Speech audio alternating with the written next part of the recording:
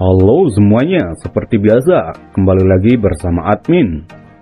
Kali ini, admin akan membahas salah satu topik paling penting dalam Battle Curug Dahapan, yaitu kapan dan di mana Xiaoyan akhirnya bertemu dengan sahabat baik gurunya, Feng Junje.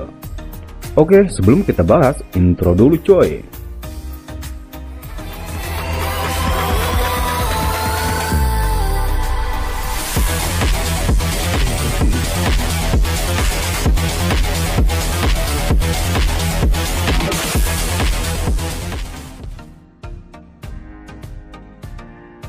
Feng Junje.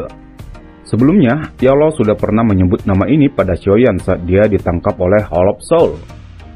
Dan Yao sangat menyarankan Xiaoyan untuk mencari orang ini, karena orang ini dapat membantunya di masa depan. Nah, sebetulnya di episode 81 kemarin, seharusnya ada dialog antara Xu Qian dan Xiaoyan membahas yang namanya Feng Junje. Tapi entah kenapa dialog ini tidak dimasukkan, padahal menurut admin, dialog ini sangat penting.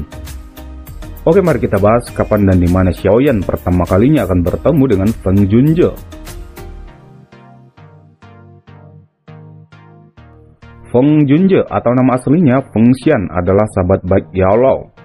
Mereka berdualah yang mendirikan Papilium Bintang Jatuh di dataran tengah. Namun karena Yao tidak bisa diam diri, dia akhirnya menjelajahi benua Douqi dan meninggalkan Papilium Bintang Jatuh pada Feng Junje. Pertemuan pertama Xiaoyan dengan Feng Junje tepatnya di dataran tengah, saat Papilium Angin Petir mengadakan pertemuan Grand Papilium, di mana para jenis muda dataran tengah akan berkumpul dan bertarung di sini. Padahal Xiaoyan sendiri sedang dicari-cari oleh Papilium Angin Petir, tapi dia masih berani datang ke sini. Tujuan dia memang untuk mencari Feng Junje, bukan untuk ikut berpartisipasi. Bukan hanya bertemu dengan Feng Junje, Xiaoyan juga akan reuni atau bertemu kembali dengan teman lamanya, yaitu Lin Yan, yang ikut mencoba peruntungan dalam pertandingan yang diadakan. Justru karena Lin Yan pula, identitas Xiaoyan terbongkar.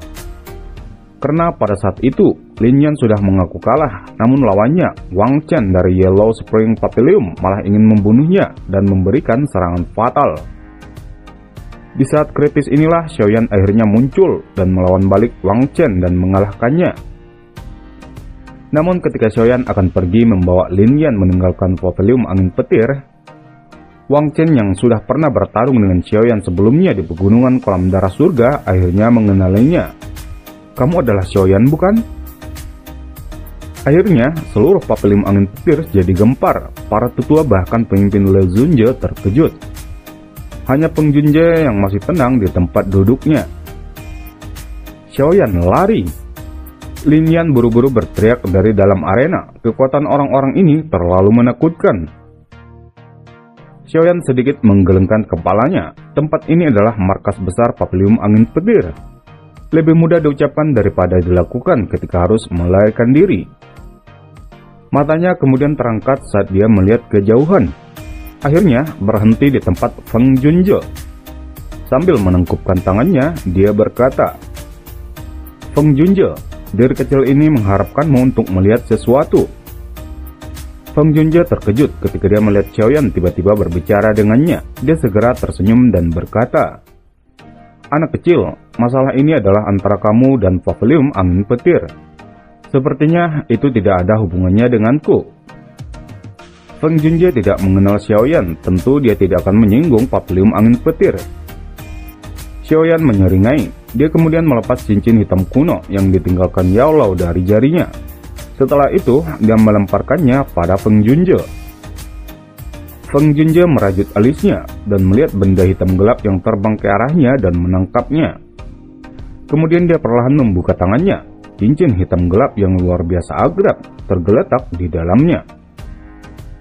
Kemudian senyum samar di wajahnya perlahan menegang saat matanya melihat cincin hitam. "Kamu dan dia, apa hubungan kalian?" Xiaoyan berdiri tegak di udara. Dia dengan hormat membungkuk, suaranya membawa kebanggaan. "Guru dan murid." Feng Junje mengangguk sedikit, tubuhnya bergerak dan muncul di depan Xiaoyan. Ada kebaikan dalam tatapannya. "Ini adalah jawaban yang paling ingin aku dengar, namun kamu perlu memberiku sedikit bukti." Xiaoyan tersenyum.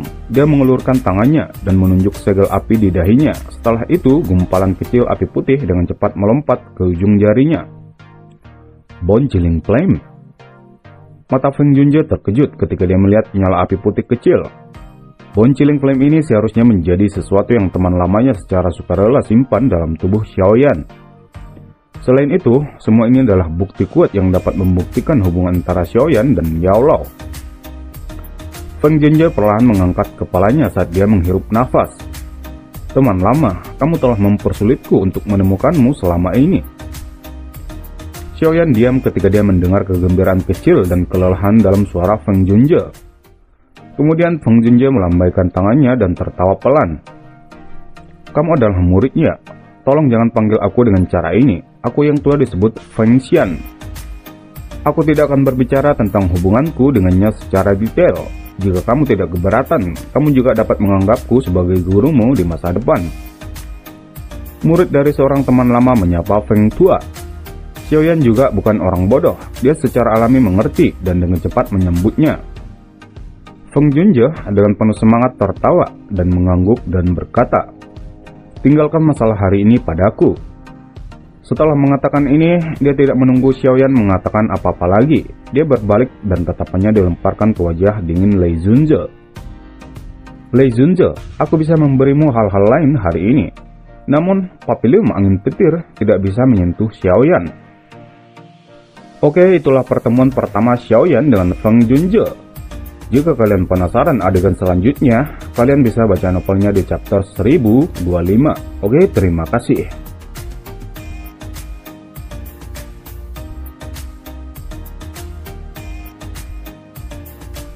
不记得，我就是这么霸道的人。萧炎乃我故人之徒，也就是我弟子，谁敢动他，就是与我风贤为敌。